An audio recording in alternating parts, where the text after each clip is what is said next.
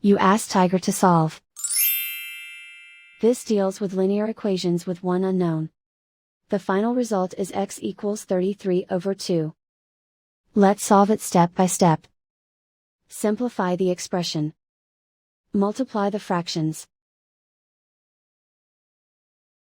Expand the parentheses. Simplify the arithmetic. Break up the fraction. Simplify the arithmetic.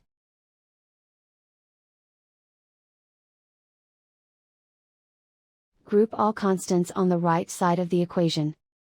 Add 5/16 to both sides. Combine the fractions. Combine the numerators. Reduce the zero numerator. Simplify the arithmetic. Convert the integer into a fraction. Combine the fractions. Combine the numerators. Isolate the x. Multiply both sides by inverse fraction 8/5. Group like terms. Multiply the coefficients.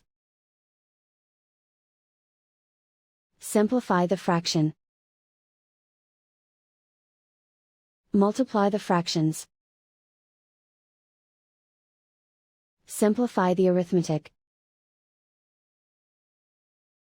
And so the final result is x equals 33/2.